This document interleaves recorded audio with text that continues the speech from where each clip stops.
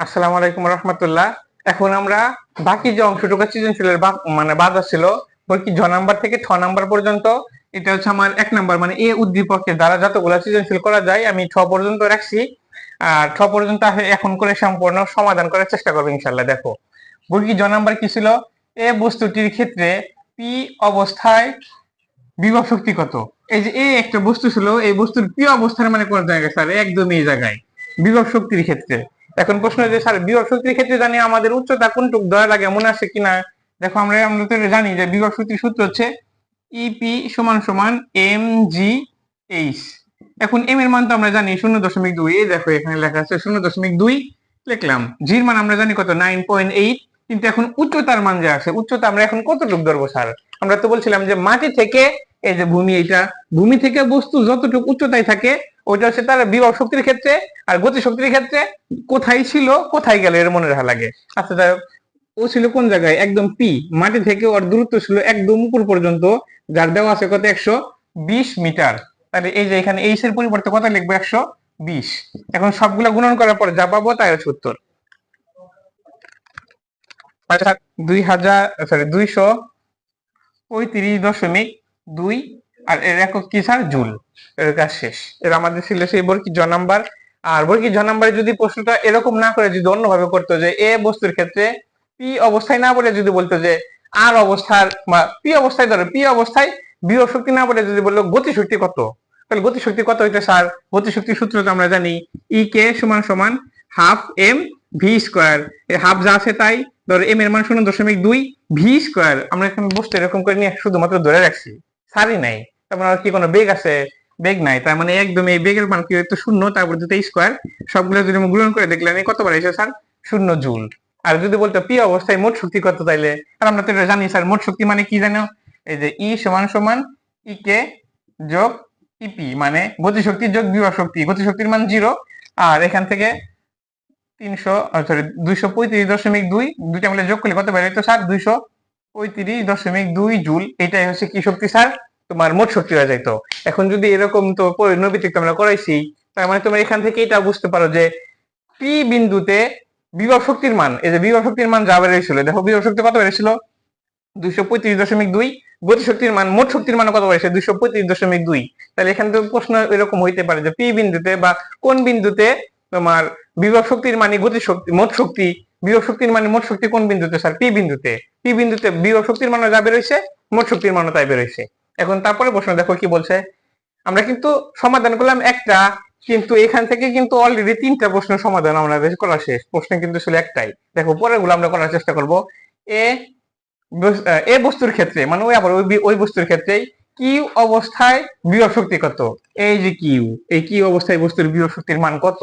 তার মানে তোমার এখান থেকে কি কোনো দূরত্ব মূলত উচ্চতা কত দেওয়া আছে এগুলা না, আমরা এটা নির্ণয় করতে পারতাম কখন ছাড়, যখন এইটুকের মান জানতাম।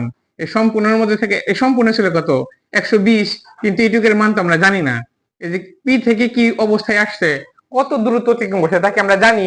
এর আগের যে পর্বটা করানো হয়েছে ওইখানে হয়তো করে দিয়েছিলাম, কিন্তু এখানে তো করা নাই। কিন্তু অনেকেই আসলো যে এই ভিডিওটাই নতুন, তার জন্য আমি এইটা অঙ্কটা করেই দেবো। দেখো কিভাবে করতে হবে। এখন হচ্ছে কি ঝ নাম্বার, দেখো এ বস্তুর ক্ষেত্রে কি অবস্থায় বিভব শক্তি কত। এই বিভব শক্তি করতে গেলে আমার জানি কি করতে হবে স্যার, ওই দুইটার মান বের করতে হবে। এখন দেখো ওইটার মান বের করব, কিউ এর মান কি পি থেকে কি ওই যে দূরত্ব আছে, দূরত্বের মান নির্ণয় করার জন্য দেখো কি এই পাশে আমি ডাটা এন্ট্রি করি আর এই পাশে অঙ্কটা সমাধান করি। দেখো এখান থেকে শুধুমাত্র দেওয়া আছে কি তোমার আদিবেগ, আমরা তো জানি পরন্ত বৃষ্টির আদিবেগ সবসময় কি থাকে 0 মিটার/সেকেন্ড। এটা গেলে হচ্ছে পরন্ত বৃষ্টির আদিবেগ। এখন যদি আমি বলি যে শেষ বেগ দেওয়া আছে কত, শেষ বেগ দেওয়া আছে 30 মিটার/সেকেন্ড। ওইখান থেকে এখানে পড়তে আর কিছু দেওয়া নাই, আমরা তো জানি একটা জিনিস জির মান 9.8 মিটার/সেকেন্ড স্কোয়ার। এখন যদি আমি বলি ভি তোমার কিসের মান নির্ণয় করে, এইচ এর মান, দূরত্ব দূরত্ব নির্ণয় করা পারলে হয়ে গেল। তাহলে এই সমান সমান হট, এখানে সময় নাই এমন একটা সূত্র আছে, কোন জায়গায় সেই সূত্র আছে ভি স্কোয়ার সমান সমান ইউ স্কোয়ার প্লাস 2gh। এইটা সূত্র আছে, তোমরা ওগুলো অবশ্যই লেখা একবার যে আমরা জানি। আর আমরা লিখি আজা, আজা মানে আ মানে আমরা, যা মানে জানি, আজা। এখন দেখো এখান থেকে আমরা বাই করবো হচ্ছে ভি এইচ এর মান। তাহলে ভি এর মান যেটা আছে ওইটা আমরা ওইভাবে রাখলাম। আদিবেগ যেহেতু ইউ এর মান 0, তাহলে এটা আমি তুলে দেই। আচ্ছা সরাসরি মানই বসে দেই। এর মান কত 30 এর মান তো শূন্য বসানো দরকার নাই। 2 গুণন 9.8 গুণন এইচ এর মান কত স্যার? এইচ এর মানই তো নির্ণয় করব, থাক। এখন দেখো এখান থেকে এর উপর স্কয়ার করলে কত হয় স্যার? 900। আর এটা গুণন করলে এই পাশে আসবে, এটা ছিল গুণন, এই পাশে আসলে কি হবে স্যার? ভাগ। এই যে এখান থেকে ভাগ দিলাম আর এটা বের করতে সরাসরি এই মানটা পাই কত?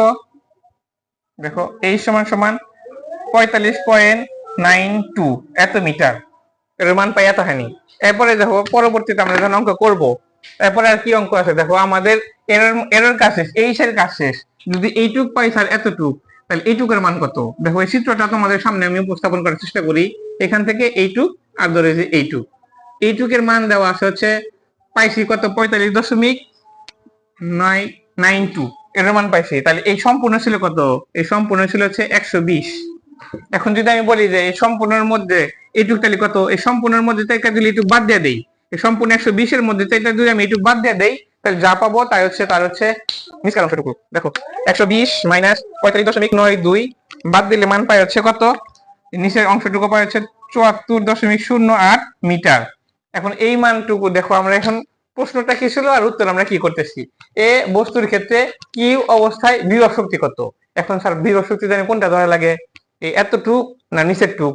নিঃসন্দেহে আমাদের বলে নিয়েছিলাম যে বিভব শক্তির ক্ষেত্রে ভূমি থেকে যতটুকু উচ্চতায় থাকে, তাহলে ভূমি থেকে এইটুকু উচ্চতায় আছে, যার মান কত? 74.08। এখন আমরা বিভব শক্তি নির্ণয় করতে পারবো। লিখবো আবার ইপি সমান সমান এম জি এইচ। এম এর মান তো 0.2 আর জির মান কত? 9.8। উচ্চতার মান কত দেখো? 74.08। আমার এখানে জায়গা না, আমি এখানে লিখছি, তোমরা সরাসরি বসাও, দেখো অঙ্ক মিলে যাবে না। 74.08 গুণন 9.8 গুণন 0.2, তার মান পাই হচ্ছে 145.196, মানে 196, মানে সরাসরি এখানে তুমি কত দেখবা? 2 লেখো, শেষ। এত জুল, এটার মান পাই গেছে আমরা 100 জুল। এখন পরবর্তী প্রশ্ন কি করছে দেখো, এটা কিন্তু শেষ। এই যে তোমার বলকি 6 নাম্বারে যে প্রশ্নটা ছিল, এটা কিন্তু বিভব শক্তির মান নির্ণয় করা শেষ। এখন আমাদের প্রশ্ন হচ্ছে এ বস্তুর ক্ষেত্রে কি অবস্থায় গতিশক্তি কত? স্যার গতিশক্তির ক্ষেত্রে জানেন কোনটুক আমরা উচ্চতা ধরবো? এইটুক না উপরের টুক? নিঃসন্দেহে কোনটুক ধরবো স্যার? উপরের টুক, কারণ আমরা তো জানি গতিশক্তির ক্ষেত্রে কোথায় ছিল আর কোথায় গেল। এই অবস্থায় ছিল, এই অবস্থায় আছে, তার মানে এইটুক। এই অবস্থার নাম ছিল পি, এখানে ছিল কিউ, নিষ্কার্য ছিল আর। পি থেকে কিউ এ গেছে, তাই দূরত্ব অতিক্রম করছে কত? 45.92 এর আর আসে না। এরপরে দেখো আমি এখানে মধ্যে করার চেষ্টা করবো। দেখো এটার মান যেন কত ছিল আমরা নির্ণয় করবো এখন গতিশক্তি। গতিশক্তির সূত্র হচ্ছে ই কে সমান সমান হাফ এম ভি স্কয়ার। এই হাফ যা আছে তাই, এম এর মান তো এম ই, ভি স্কয়ারের সূত্র আমরা জানি কি, ওটা কি? ই স্কয়ার প্লাস 2 জি এইচ। এখন দেখেন স্যার, এই তো যা আছে তাই, এম যা আছে তাই। আদিবেগে পরন্ত বস্তুর আদিবেগ সবসময় কি থাকে? 0 থাকে। তাহলে এটা উঠায় দাও, মনে মনে খালি এটা কি থাকে? 2 জি এইচ থাকে। এই ইউটা উঠে গেল কেন স্যার? ওই যে পরন্ত বস্তুর আদিবেগ কি থাকে? 0 থাকে, এটা উঠে গেছে। এই 2 আর এই যে এই 2 কাটা, এম জি এইচ। এবার যদি আমি বলি এম এর মান কত? 0.2 গুণন 9.8 জির মান, আর এইচ এর মান কত? দেখো এখান থেকে এইচ এর মান কত? কোনটুক ধরবো জানো স্যার? এই যে এইটুক ধরবো, উপকার অংশটুকু ধরবো। 45.92 সবগুলো গুণন করে যা মান পাবো তাই। দেখো 45.92 গুণন 9.8 গুণন 0.2 সমান সমান পাইতেছে 90 জুল। এরপর আছে 00, ওগুলা না বসালে চলে, এত জুল স্যার। দেখছো এটার মান শেষ আমাদের। এই যে গতিশক্তির মান নির্ণয় করতে বলছে, গতিশক্তির মান নির্ণয় করা শেষ। এখন 2 নম্বরের প্রশ্নে কি বলছে দেখো, আরেকটা জিনিস, যদি এখন বলতো কিউ কিউ অবস্থায় মোট শক্তি কত, তাহলে আমরা কি করতাম স্যার? মোট শক্তি মানে জানি আমরা কি জানি? এই জিনিস লেখা রাখছি, মোট শক্তি সমান সমান গতি শক্তি যোগ বিভব শক্তি। এই দুটো একসাথে যোগ করলে কার মানটা পাওয়া যায়। দেখো এখান থেকে তোমরা নিজেরা একটু ক্যালকুলেটরের মাধ্যমে করে নাও। দেখো 145.2 যোগ এটা, ওরা দূরে যোগ করে দিলে কার মান পাওয়া যায়। দেখো 200 তোমার 35.2 বার এসে, এই যে 235.2। এটার সাথে প্রত্যেক ক্ষেত্রে সংরক্ষণশীলতার সূত্র মাইনাস চলে বা মেনে মেনে চলে। দেখো পি অবস্থায় মোট শক্তি যা বাড়াইছে, কি অবস্থায় তাই বাড়ায়, এবং আর অবস্থায় মোট শক্তি কি একই জিনিস বের হবে স্যার। আর তুমি বিশ্বাস না হলে করে দেখো, আমি এটা তোমার দুটা করে দিলাম, আর বিন্দুতে করে দেখো, দেখো মোট শক্তি একই জিনিস বাড়াইব না। আর আমরা নিচে আরেকবার সময় পেলে করে দেবো না। দেখো এর মান তো কিন্তু শেষ। 2 নাম্বার কি পড়ছে? এ বস্তুটির ক্ষেত্রে আর অবস্থায় গতিশক্তি কত? এই যে আর অবস্থায় গতিশক্তি কত, বলতে বলতে এই পেয়ে গেছি স্যার। এখন যদি বলি আর অবস্থায় গতিশক্তি কত, এগুলা একটু মুছে নেওয়া লাগবে আমার। দেখো আর অবস্থায় গতিশক্তি কত এই মান যদি আমরা করতে চাই, তাহলে আমাদের সর্বপ্রথম কিছু করা লাগবে না স্যার। ই কে সমান সমান আমরা জানি হাফ এম বি স্কোয়ার, সূত্রতে এটাই গতিশক্তির সূত্র। হাফ যা আছে তাই, এম যা আছে তাই, আর আমরা এর সূত্র জানি হচ্ছে E square plus two G H, কারণ ভি স্কোয়ার সমান সমান E square plus two G H. এই হাফ যা আছে তাই, এম যা আছে তাই, আর আমরা জানি আদি বেগ সবসময় এই পরন্ত বস্তুর ক্ষেত্রে শূন্য থাকে, এটা উঠায় দেওয়া লাগে, উঠায় দিলাম কোনো সমস্যা নাই। কি থাকে টু জি এইচ, এই টু আর এই টু কাটা, এম জি এইচ থাকলো। এখন স্যার এই যে 0.2 9.8 গুণন এইচ এর মান কতটুকু নেবো স্যার? কোথায় ছিল কোথায় গেল? এই পি অবস্থায় ছিল, একদম আরে চলে আসছে। এটা হচ্ছে কিসের ক্ষেত্রে? গতিশক্তির ক্ষেত্রে। তাহলে সম্পূর্ণ দূরত্ব অতিক্রম করেছে কত? 120।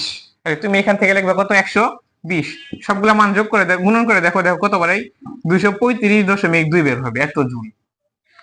শেষ। এখন প্রশ্ন যে স্যার আর বিন্দুতে যদি মোট শক্তি নির্ণয় করতে বলতো তাহলে কি করতেন? তুমি তো গতি শক্তি করছোই, এখন তোমার কি দরকার ছিল? বিভব শক্তি। বিভব শক্তি ইপি সমান সমান এম জি এইচ।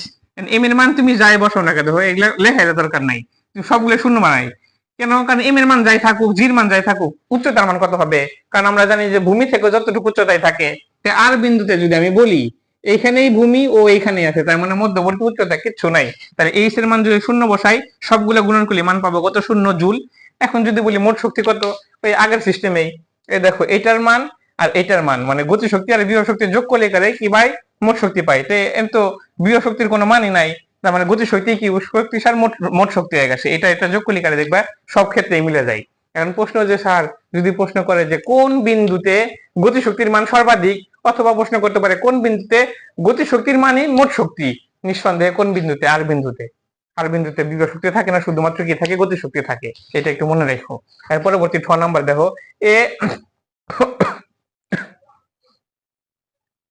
এরপরে 6 নাম্বার এ বস্তুটির ক্ষেত্রে কিউ ও আর অবস্থায় গতি শক্তি ও বিভব শক্তির পরিবর্তন গাণিতিক ব্যাখ্যা করো। এই একটা প্রশ্ন যে আছে, এই প্রশ্নটা একটু স্টার দিয়ে রাখো। কেন? এই প্রশ্নটা ভেরি ভেরি ইম্পর্টেন্ট তোমার জন্য, কারণ অন্যগুলা তুমি পারলেও এই প্রশ্নটা তোমরা হতভম্ব হয়ে যাওয়ার সম্ভাবনা বেশি থাকে। কারণ কি কইছে না কইছে প্রশ্নই তো বোঝা যায় না। গতি শক্তি আবার বিভব শক্তির পরিবর্তন মানে কি?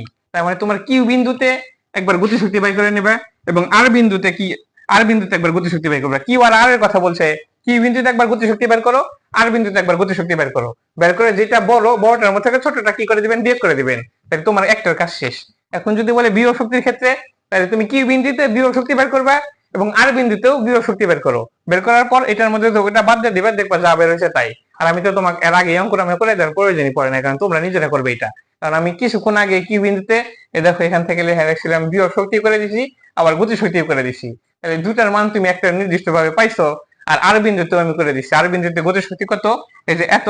যেহেতু আর বিন্দুতে গতি শক্তির মান হবে বেশি, আর কিউ বিন্দুতে গতি শক্তির মান হবে কম, তাহলে এটার মধ্যে থেকে ওটা বাদ দিয়ে দিবা, দেখবা যা বের হয়েছে তাই উত্তর।